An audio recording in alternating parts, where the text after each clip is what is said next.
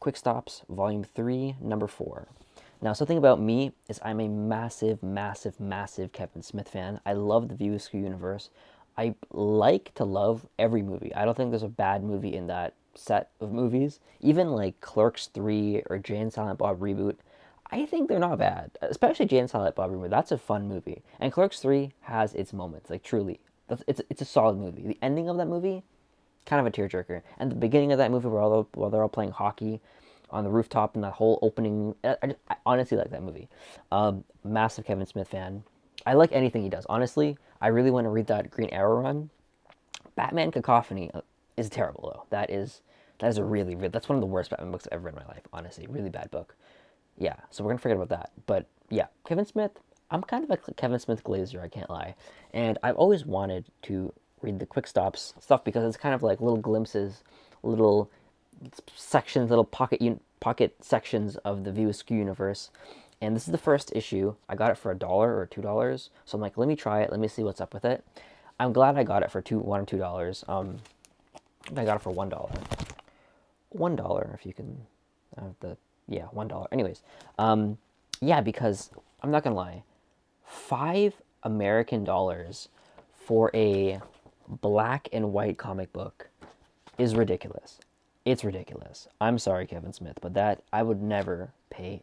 $5 American is like six something plus tax Canadian for a black and white comic book. Like I get what they're going for with the style. It's very reminiscent of like the Clerks TV show type of style, but it looks like a webtoon. If we're being honest, like it looks like a kind of a very detailed webtoon, and you're paying $5 for it, American.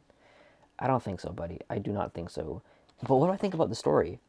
It's very interesting. Now I kind of understand what these books are for. They're pretty much just let's take one scene from a specific movie and just elaborate on that and just create a whole headcanon with that. And this scene that they take away from is the selling cigarettes to kids scene in the first Clerks movie, and I kind of forgot about that scene because it's not even like an insane scene. It might even be a deleted scene because I don't really remember that in the movie.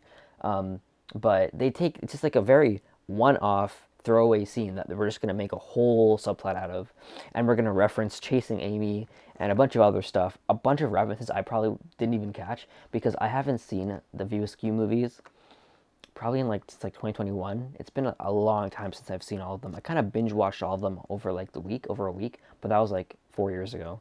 So there's probably a lot of Easter eggs I missed. I'm pretty sure the dad in the story is Jimmy Chong or Johnny Chong, or that like famous pothead that made a cameo in Jay and Silent Bob Reboot. I'm pretty sure it's that guy. He's even in the back here, so I think pretty sure it's Jimmy Chong or Johnny Chong or the famous pothead dude. But yeah, this pretty much follows the two people from that cigarette scene and what they did after or during the beach. They said, "Oh, let's go to the beach. I like it the way you think," and then they show us what happens at the beach. I'm not gonna elaborate any further. You can figure it out for yourself. And then you find out her sister is the lady from Chasing Amy, and then we find out what really happened during the whole finger cuffs thing. And I genuinely forgot finger cuffs was a thing. Like when they were describing the finger cuff story, I was like, this is very graphic and very like, damn, this is like a lot of descriptions right now. And then they mentioned finger cuffs, and I'm like, oh right, finger cuffs. That was her nickname. And then I quickly YouTube finger cuffs Chasing Amy, and I watched that. Now it's starting to piece together. So my recommendation for you, if you're gonna get into this, you need to be updated on your View Askew universe references, because as someone who watched the movies but a long time ago, I missed a lot of stuff. I kept having to Google like Chasing Amy this, Clerks this, Jay and Silent Bob this, and it kind of, I'm pretty sure this is like a Clerks 3 like timeline type thing because it looks like a bit older. It's like 30 years later, but it is kind of cool how like again it was like a super throwaway scene in Clerks, the first Clerks, and now you made like a whole backstory with those two throwaway characters, and they're thanking Dante, they're thanking him for being there, so those two can be together in that moment. and they're like, oh, threesome, threesome. Very Kevin Smith type dialogue. Um, yeah, it was just a very interesting read. And I think if I see other issues like this for $1 or $2, I definitely pick them up just to see what else he would take with certain parts of the View Askew universe.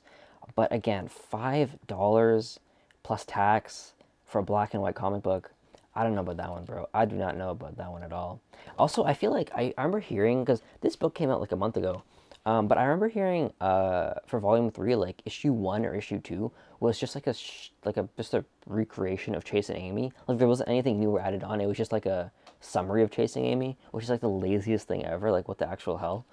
But this one, yeah, it was very interesting. Very dialogue heavy, like that's for sure.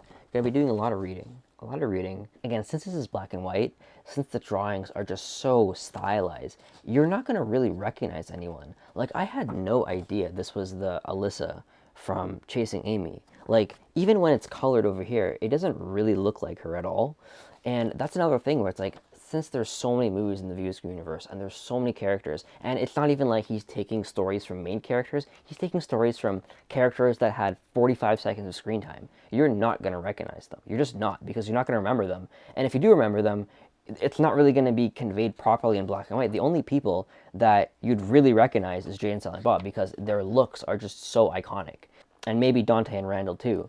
But like other than that, like most of these people just look at them like normal human beings, and the way they're drawn is not going to help. Like if I saw Ben Affleck's character in this comic book, I probably wouldn't even recognize him, because the way they're so over stylized and just drawn, and it's black and white, you can't really tell. It's a bit hard. It's very hard to tell characters apart, and so you really just have to hope you remember what some of these characters' names are. Or you just have to hope you remember you get references like finger cuffs, because if I didn't understand that finger cuff reference, I wouldn't understand, oh, this is the girl from Chasing Amy. This is like that story with that guy, and it's a whole thing.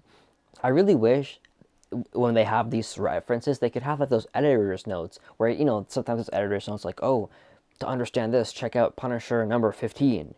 But instead they'll be like, to understand this, check out Chasing Amy, the third act of Chasing Amy or something, or remember this character from Clerks. I don't know, like just something like, you don't like the, hey kids, it's Mark Hamill, like some sort of reference so you kind of understand, oh, they're talking about this, because it's just like so many things that just, most likely so many things that just flew over my head.